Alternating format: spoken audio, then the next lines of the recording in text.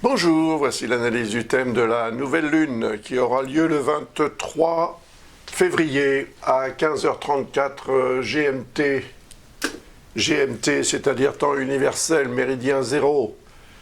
Si vous êtes en France, il sera 1 heure plus tard. Et pour les autres régions du monde, si vous souhaitez établir un thème avec un ascendant et des maisons, eh bien, tenez compte du décalage horaire et additionnez ce décalage ou soustrayez-le selon que vous êtes à l'est ou à l'ouest de ce fameux méridien 0, méridien de Greenwich, sur lequel on se base pour établir toutes les heures universelles. Donc, cette nouvelle lune, elle se produit dans le signe des Poissons, à 4 degrés 30 environ du signe des Poissons. Une semaine avant, jour pour jour pratiquement, Mars, qui est ici, est entré en Capricorne. Et cet événement peut avoir un effet important et intéressant, parce que Mars va passer bien sûr sur le nœud lunaire sud, qui est ici à 6 degrés 50. Ça va se produire très peu de temps après cette nouvelle lune. Puis Mars va passer sur Jupiter, puis sur Pluton. Il n'aura pas le temps d'atteindre Saturne en Capricorne, parce que Saturne va changer de signe le 23 mars. Et Mars, lui, va changer de signe le 31, donc à une semaine d'écart. Mais Mars va beaucoup plus vite que Saturne, donc il va rejoindre Saturne pour produire une conjonction ici, au tout début du signe du Verseau, au début du mois d'avril. On en reparlera éventuellement si je refais une vidéo à ce sujet, ça peut être intéressant. Donc cette nouvelle lune se produisant dans le signe des Poissons, elle signale bien évidemment comme toujours le début d'un cycle, c'est une lunaison qui commence. Et donc c'est un moment propice, je dirais, pour démarrer quelque chose, comme à chaque fois. Mais on est dans le 12e signe du zodiaque, le signe des Poissons, c'est le 12e signe du zodiaque, le premier étant le signe du Bélier. Donc, symboliquement, il est représentatif aussi d'une fin de cycle, c'est la fin du zodiaque. Cela peut vouloir dire que cette lunaison serait à choisir pour finalement décider de s'engager dans une nouvelle direction, un nouveau projet, une nouvelle relation, quoi que ça puisse être, mais sur la base de ce qui doit disparaître. Donc c'est une espèce d'échange, si vous voulez.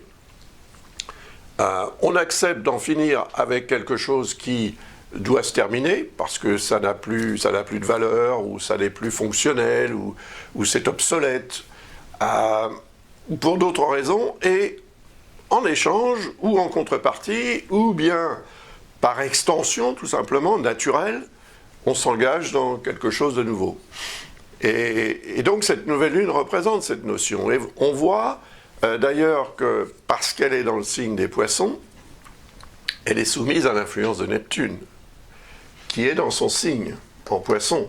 Alors elle ne se produit pas à la conjonction de Neptune, mais elle est quand même dans son signe, et la Lune va atteindre Neptune, qui représente donc cette conjonction, qui est le régent du Soleil et de la Lune, puisque c'est comme ça qu'on appelle un astre qui est maître du signe dans lequel se trouve un autre astre.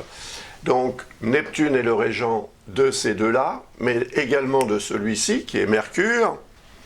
Et ce Mercure est rétrograde d'ailleurs, donc il indique aussi une période au cours de laquelle, au niveau de la communication, des rapports d'intelligence avec l'entourage, des voyages, des déplacements, des démarches, il peut y avoir des impondérables.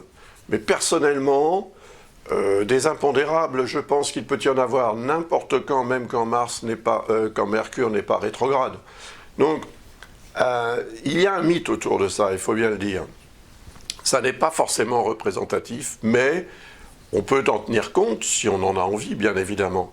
Reste à prouver si véritablement, uniquement au cours de ces périodes de rétrogradation de Mercure, des soucis en rapport avec ce que Mercure représente vont se produire. Je pense qu'ils peuvent se produire à d'autres moments lorsque Mercure n'est pas rétrograde. C'est pour ça aussi que je n'attache pas trop d'importance aux rétrogradations planétaires. Je les considère quand même comme intéressantes du point de vue de ce qu'on pourrait appeler une période plutôt d'attente, de gestation même, à partir du moment où l'astre est rétrograde, en fonction de ce qu'on veut faire. Par exemple, Mercure représenterait une démarche que vous avez à faire, vous la faites avant que Mercure soit rétrograde, et pendant la rétrogradation de Mercure, vous attendez que les choses se décantent et se fassent. Et vous attendez la réponse, en fait, éventuellement, à votre démarche. Et lorsque Mercure redevient direct, il est possible que effectivement, cette démarche vous apporte le résultat, et de préférence, évidemment, le résultat que vous attendez, mais de toute façon, un résultat peut être effectivement reçu au moment où Mercure reprend son mouvement direct. Je considère que c'est beaucoup plus intéressant, de ce point de vue-là, avec des astres comme Jupiter, Saturne, ou même Uranus, qui sont des astres lents qui agissent vraiment en profondeur, du fait que ce sont des astres qui restent très longtemps au même endroit, alors que Mercure va transiter un signe en quelques semaines, 2 semaines et demie. Là, évidemment, il y a un phénomène de rétrogradation, donc ça va durer plus longtemps. Et donc pour cela, Mercure étant dans le signe des Poissons, représente aussi le mental. Si vous souhaitez voir la fin de cette vidéo, c'est-à-dire cette vidéo en entier, eh bien, visitez la page dont je vous ai envoyé le lien lorsque vous vous êtes abonné à ces mêmes vidéos, et vous pourrez évidemment, en cliquant sur le lien qui correspond à cette vidéo, la visionner complètement. Si vous n'êtes pas abonné, eh bien, visitez le site de l'École à Blas à l'adresse qui s'affiche, et abonnez-vous. Vous recevrez ensuite ce même mail avec les informations nécessaires pour obtenir ensuite la possibilité d'accéder à toutes les vidéos que je mettrai en ligne jusqu'à la fin de cette année 2020. Je vous remercie d'avance et je vous souhaite une très belle nouvelle lune. Au revoir, à bientôt.